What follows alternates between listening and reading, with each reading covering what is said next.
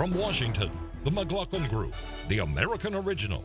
For over 3 decades, the sharpest minds, best sources, hardest talk. Issue 1, Libya trigger. So that's a lesson that I now apply every time I ask the question, should we intervene militarily? Do we have an answer the day after? President Obama says he learned hard lessons from his use of U.S. military force in Libya.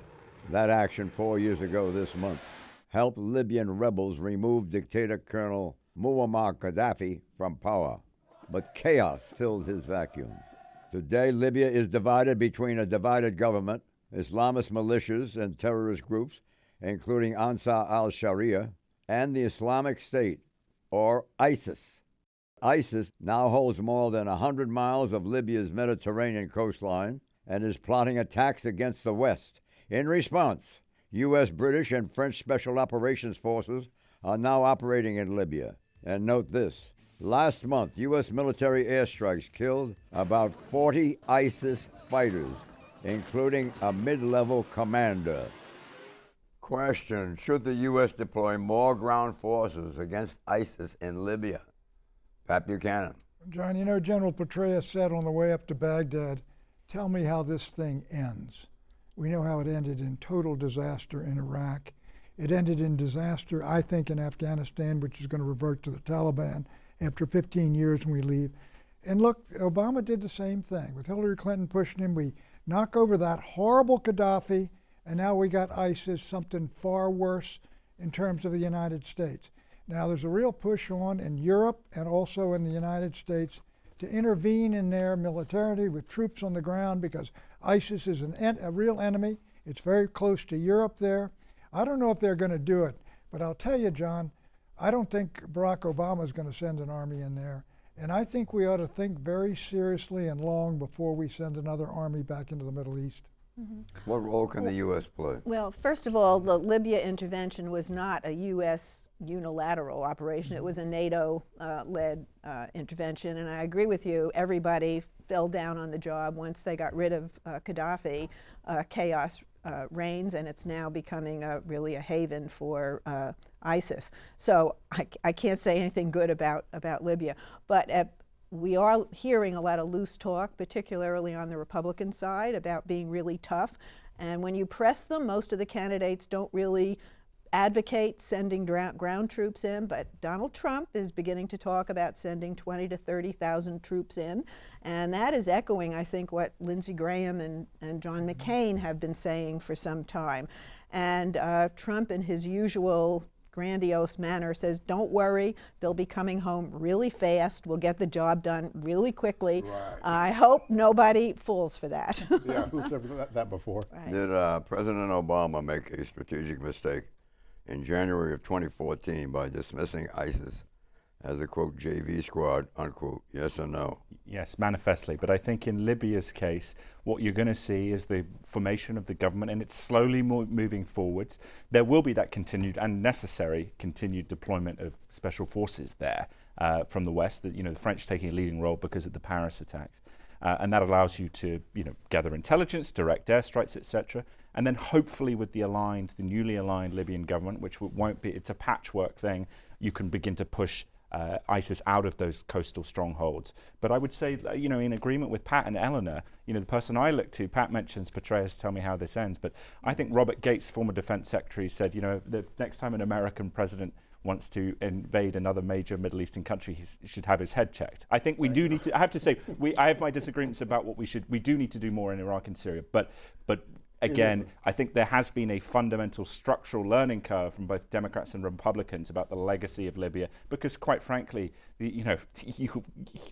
this has been years of, it's not fair. I wish we'd learned from it. You're right. It's not fair on the troops, is what I mean. You guys, Colin Powell or anybody else, the old Vietnam War horses, or anybody since then, they would say the same thing. Don't get into an action like this unless you have some idea of an exit strategy. And here, it's ironic to see Barack Obama, who was elected on a mandate of people who were opposed to our intervening so recklessly in Iraq.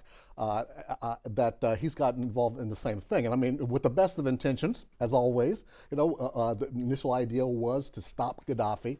Okay, we stopped Gaddafi. Gaddafi was killed, but then what came after? Obviously, our diplomatic actions and our military actions afterwards were completely you gotta lacking. ask yourself, we go in, I'm sure we could knock over ISIS and chase them out and chase them down deeper into Africa. And then you pull out of there, and who's to prevent these evil devils who are willing to fight and die more than the moderates from just coming back in and taking over? Well, so I would say an optimistic thing, that what we should really be doing here is to be giving a lot more military aid support, presence support, military trainers to Tunisia, which is the best, most hopeful, the birthplace of the Arab Spring in terms of, the guy burnt himself to death in protest against police corruption. It first had an Islamist government in, which failed to deliver jobs, which failed to deliver social mobility. So they actually got in a moderate government now, which ISIS is desperately trying to destabilize. We have to show that we will support Muslim democracy. And we should encourage our European allies to take the lead. This is their neighborhood. Yeah, absolutely. Well, you got Egypt. Egypt is right next door. Libya is a underpopulated country. It's a big country. It's got a lot of oil. Algeria is over there on the other side. Frankly, I would talk to them and tell them, go ahead and divide it and take it. Talk to who and tell them? Tell them the president of Egypt. Say you want go all the way to Benghazi is fine with me. Well, but I think the reason you want the Tunisia example is that you have a democratic process that is flawed but allows. No, but it works there. Neither Tunis, it is working where people have buy-in, because if you just have al-Sisi, if you have al-Sisi going in there and trailblazing everything, then it's just going to have the gravitation towards the extremists again. Libya is going to be a complete mess, but it's managing the mess and protecting Tunisia, I think, and others. Libya is the most tribalized country in the whole place except for Yemen. Right, so we buy people off and what are you talking about? You create warlords in your favor, essentially, and assemble the unity have government. Elections and all that good stuff? Over time, but in the short term. I think Libya has two governments, actually. So. Is the ISIS threat in Libya something that can be defeated with air power and special force raids, or is it a long-term fight? Clarence? Well, it's going to take more than just air raids, and air raids have to be guided by ground observers as well. But we do need a multilateral, a multi-nation force to try to stabilize the area. Here's another exit question. Did Obama, that worked with you, Clarence, don't get me Thank you. I think. Did Obama President Obama make a strategic mistake in January 2014 by dismissing ISIS as a, quote, JV squad? It's not a strategic mistake, it's just a big gap. Right, exactly. And he wasn't the only one. Well, I think it was a strategic mistake in that it informed his trepidation about doing more earlier. And the big loss there is the Sunni Arab tribes who he could have mobilized, I think. Yeah, well, history may also record that it was a JV squad then, but it grew, but precisely because we didn't take the right kind of action. Well, it was in 2013 even, it was doing a lot of attacks. I think it was, they've always been a nasty little, as Pat But said, they weren't alone. Now they've consolidated a lot of these other rival groups. But I think that Eleanor makes the point that you want buy-in from Europe, and one key way to do that with Germany, I think we're getting to the point now we need to say to Germany, either you provide greater support or we're pulling our military bases out of there and putting them somewhere else with support. Because it is unfair a country as wealthy as Germany does so little in terms of participating in the mutual. Well, there's a reason for that. Okay, but you know, I was going to say, how many U.S. troops do we have in Germany right now? Right, but I used to be one myself. But people, history is something you remember, but it cannot define the. Germany could play a really constructive role there, and they don't. Yeah, actually, Italy and the UK and France have more at stake, I think, in Libya than Germany does. Well, with all the refugee flows and ISIS people coming in. It's not really up to us to fight among ourselves as to which European nations should do what. Issue 2, to tip or not to tip? There's no danger of a slow night, a server not making any money. So says one New York City restaurant owner who has replaced discretionary tipping. On all other restaurant billing, he attaches a 20% administrative charge on checks. Tipping offers the option to pay extra for services rendered and is a long and defining tenet of U.S. society. And for waiters, delivery persons, and others, tipping is a means of living. Without tips, a server may not earn enough to make the rent. Regardless, More business owners are replacing tipping with raised list prices and other additional menu charges. Question, is tipping more trouble than it's worth?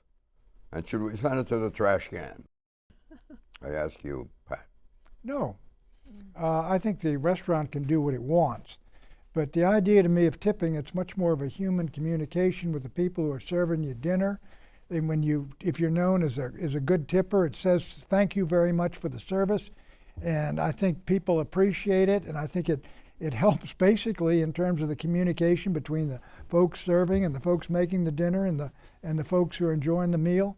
So I mean, I prefer it, and I will say, John, I like tipping pretty well to folks, and if they've given you, and you get to know people and everything else. This idea of putting an automatic thing in the restaurant owner and writing it off. And not everybody has a family restaurant that they go to routinely, and you get to know everybody. I mean, but I do think tipping is so ingrained in the culture, you're not going to get rid of it. And I think it should be up to the restaurant. But one thing, it does make it more equitable, because the people who are back in the kitchen making the food, they don't get any tips, and so this sort of spreads the income around, and I think it's more equitable. Good socialist. Well, I think everybody should, and I agree with Hillary Clinton, who says that the tipping minimum wage, which is ridiculously small, it's a way for restaurants to pass the cost on to the consumer, that should be raised. I mean, that's way too low. It's not a living wage at all.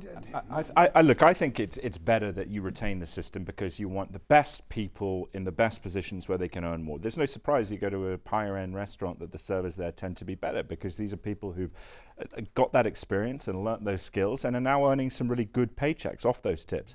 I think, though, at the lower level, you also, when you go to somewhere cheaper, yes, and it's good service, you probably should pay more, because the 20% on a lower bill is going to be, lower than at 20% on the, the high-end steakhouse. But I have the concern here, if we move to this administrative charge, what you will see is the reflection of European or global service types, in the sense that there is a reason service is not as good in those countries as it is here, because there's less incentive. It does vary from culture to culture. There, they have that over in Japan. They don't tip, and they have excellent service. But how can we be sure that a restaurant owner will limit its tips? May I give And you raise my its opinion on this prices real will quick? pass on the difference to the wait staff.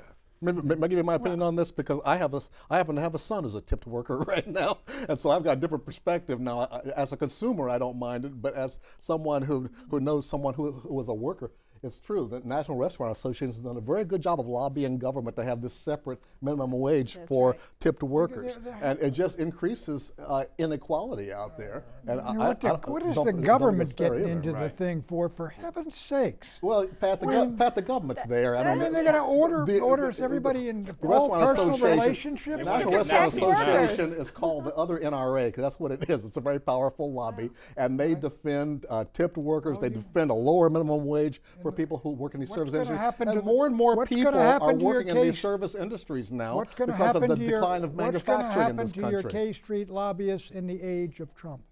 What's going to happen to K Street? I think they're going to be paying 20% one way or the other. I love how you change the subject so quickly. I'm talking about wealth inequality. If it weren't for wealth inequality being so bad as it is right now, Donald Trump wouldn't have a campaign. That's a big reason why his campaign is so successful, because people at that level are the ones who are the most receptive to his message, for good reason. Can you guess why? People getting tips are the people voting for him. Can you guess why celebrity chefs Mario Batali and Joseph Bastianich were ordered to pay $5.25 million to employees, Pat Buchanan? Well, probably because he didn't reward them enough for what they were doing. I'm not familiar with that particular case, John, but I'm sure that ought to be decided by the Supreme Court, too. Listen, I'm for whatever protects workers, and all of that has gotten really out of balance in the current society, which is why you see such anger out there on the campaign trail. Right. They were sued for skimming the zips of employees, and they lost.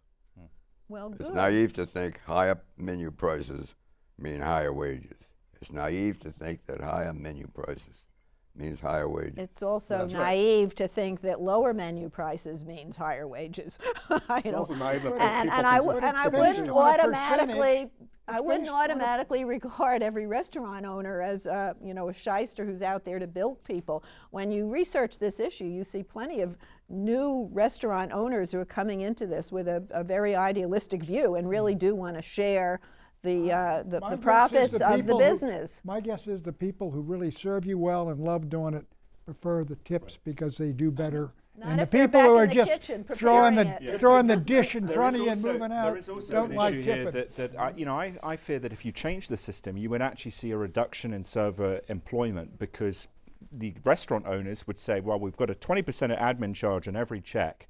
Whereas before we could say to servers, come in because you can earn your money. But if you've got an admin charge, then you want to minimize your and let's employees. forget the admin charge euphemism. I mean, it's ridiculous. But this is like so many other things. When the economy is doing well, then employers have to pay more because people have some choices. When the economy's not doing that well, they have fewer choices, and our economy's been shrinking for people in lower income earning categories. And again, that's why we have the kind of angry electorate that we have right now, especially because white folks aren't used to this. Black folks have been accustomed to this for generations as far as getting screwed on these service jobs, You think and the white now it's not a working new class thing. folks that are coming out and working for or voting for Trump and voting for Bernie, you think they haven't had a rough time?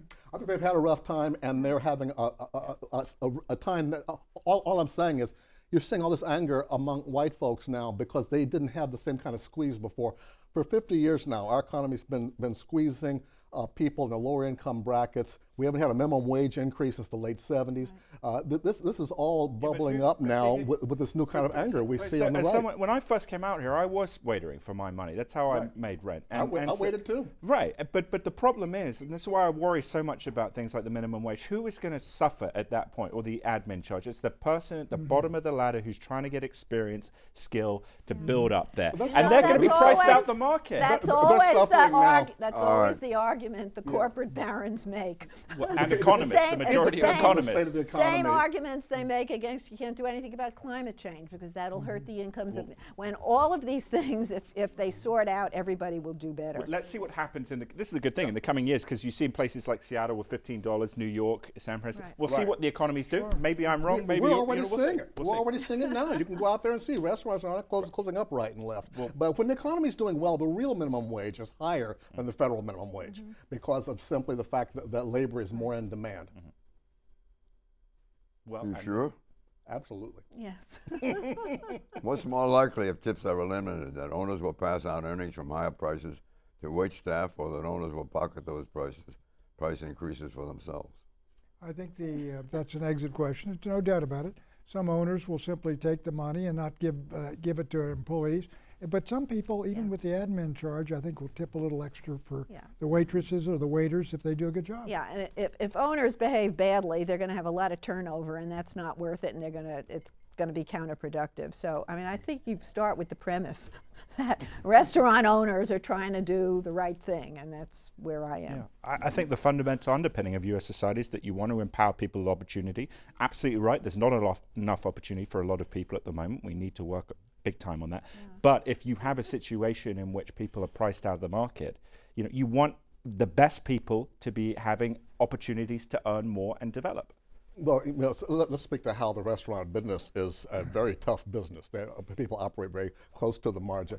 And I don't think there's that many restaurant owners deliberately trying to rip people off because they won't stay in business very long. It's hard enough to do it. This is all part of the whole dialogue about whether the minimum wage needs to be raised, whether it should be a living wage, and all of that. So this is one aspect of a much bigger issue that will be fought out on the campaign trail, where Donald Trump has said in the past, wages are too high. And there is a positivity to that this is an issue. These issues are being actually, and with quite big discrepancies on. Well, actually, Trump has his opinions. Trump, the working class hero. I love it. Wages are too high. I want to see how much he's paying the waiters at hotels. Anyway, well, I'm sure we'll find out. Well, they're in China. My so guess not is making they're much. doing very well, or they'd be gone. I would hope so. We'll see. Yeah. I have to say, I did stay in a Trump hotel in Toronto. It was one of the best. I got a you deal are on it. living in It high was, cotton, aren't you? I did a blind booking on one of those websites, a millennial adventure, but it Listen, was I very I good. debated the great Mario Cuomo down at Mar-a-Lago, and we got a nice tour. Mm-hmm. Where the folks serving us seem to be doing very well, very happy. Very good. So, what's the conclusion? I think we're. Well, Conclusion you is want to take a we've vote here on tipping? beaten this let's horse do to it. death. So I say keep I the say, system at the look, moment. Let I the, say let it's the up to restaurants, individual restaurants let the individual yeah. restaurants and decide. The individual owners do it? communities. Yeah, Let let- the owners do it? Yeah, and individual communities. I mean, this is going to it's going to take root some places and not in other places. What do you think? I think let the restaurants decide, but I prefer the tipping thing. It's more human interaction. Actually, it's a bit of both. Employee salaries might rise, but most of the menu price hikes will end up in owners' pockets. I think we emphasized that Yeah. before, didn't we? I think I said the same thing. Some of it. Issue 3, narco allies. We're pushing 2-3 patrols a day, and even if it's your off day, you can expect to go out on QRF to bust your guys out of a bad situation.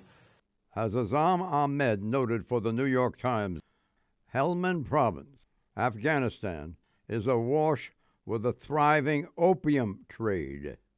Opium is used to produce the narcotic heroin. And while the U.S. attempted to diversify Helmand farmers away from opium, many say diversification was always doomed. One U.S. Marine who served in Helmand described it to the McLaughlin Group this way, quote, "Why would you grow corn if it sells for less and it's less reliable? Makes no sense," end quote. But opiates have a way of establishing a big reach. President Obama wants $1.1 billion to help alleviate the nation's growing heroin addiction crisis. According to studies, more than half of American heroin addicts do not have access to reliable forms of treatment. Question, how should Congress respond to President Obama's request? I ask you, Tom Rogan. Look, I think it's an issue for the states, I have to say, but it is a critical issue, and I would hope that the states would put more investment into it, because you do see this growing crisis, especially in places like West Virginia. And that's it. But yeah, it ruins, it destroys lives, Yeah. and it destroys families. Well, lives. Republicans discovered this on the campaign trail, and Democrats too in New Hampshire. And I think you've got all the candidates are pushing for something. And look, we're not going to be able to change what the crops they grow in Afghanistan. We've been at that for decades. It doesn't work. But the market has been flooded with these prescription drugs. And again, the pharmaceutical companies are making a lot of money on it. People take it, and then they discover it's too expensive to feed their habit with those drugs, and they turn to heroin, and heroin is now cheaper. But you are getting a change of attitude, not only on the left but on the right, that this is a public health issue that needs to be treated, and the counter opioid is now being stocked regularly in drugstores to counter the effects of overdoses. So I think we're beginning to come to awareness of this. It's very important that Congress pass the legislation that's before it, and I think they will, because you do have, again, all the candidates, the potential presidents are all for this. Before we got into Afghanistan, the Taliban had eliminated the production, as I understand it, of opium. And they did it in the old Mao Zedong way, which is they killed all the users, and then they killed all the producers of it, and just slaughtered them. But now they're making money off it, and they're terrorists in order to take back power. That's But correct. you mentioned, you're right That about. happened pretty early, Pat, because they have been making money off of it for years. Well, they've been making money, I think, ever since we overthrew them, and they go out and they give them money for their war. Well, But let's the point- remember we're talking about heroin here. Yeah, we are talking about heroin. Product- Opium, where it I'm talking comes about from which It comes from heroin is Johnny. derived. Let's go back. Was it really, remember Timothy Leary? What is it? Turn on, tune in, and drop out? The big drug culture. Let's take Yeah, all but these that drugs. was It is LSD. killing. That's entirely but it's different. killing. Drugs are killing a significant slice of every young generation you got. And, what's and- happening and now, white, though, it's is come that- to white America, which is the, Oh, the well, it's true. That's the Thank you- difference thank now, you for saying and it, it's because I was getting about to do it. right. I don't want to Okay, sound like a Clarence, broken we're- record. Right, but the we're number, partners here. you know what the number one heroin state is right now? Vermont. And it's because of just what you're talking about. People gotten who attention. were hooked on OxyContin as a pain reliever turned to heroin because it's cheaper. That's right. And it's a sad tragedy. It's been going on since about 1995, 96. And now that it's hitting, well, I won't say middle class, well, although some middle class homes as well. But the problem is spreading. It's not just a quote ghetto unquote problem anymore. And now people are starting to see it seriously as a public health problem, which is what it is, and that's the way it ought to be It's treated. also a social problem because it flows through the collapse of the family. There right? are- in a lot of cases. Absolutely. Drug gangs are peddling more heroin now, and the reason why is one, it's available from Afghanistan. Two, it's profitable because it's addictive. Three, cartels, marijuana trade is dying off because marijuana is slowly becoming legalized. And four, you got all those Vermont drug gangs hanging out on corners up there. I'm gonna tell you, under those maple You trees, see how etc. see how those factors cohere? I'm saying that there's a lot of stereotypes we got to get past because the problem, the heroin problem, is changing. It is more serious, spreading to more people, and it does need to be treated as a public health problem. Unfortunately, now it's beginning to be treated that And way. marijuana is not the quote gateway drug. It turns out prescription drugs are the gateway drugs, and now they're trying to pressure the FDA to make the drug companies put more and more warning labels on these. It's way too easy to get these powerful prescription drugs. Predictions, Pat. Given the way Bernie Sanders did on trade in Michigan and Donald did on trade in Michigan, the Trans-Pacific Partnership, John, is not even going to come up for a vote this year. I have to build on that. If it has a prayer of passing, it will be in the lame duck after the presidential election, when the Congress looks at the president's coming in and a Republican Congress that largely supports the TPP realizes that's its only chance to pass. Tom Rogan. The Iraqi operation to liberate Mosul from the Islamic State will begin before the summer. Much to the disappointment of journalists far and wide, there will not be a brokered convention. Mr. Trump and Ms. Clinton will clinch their nominations before the conventions. I predict, given the souring public mood on trade, President Obama's Trans-Pacific Partnership will not win congressional approval this year. Bye-bye.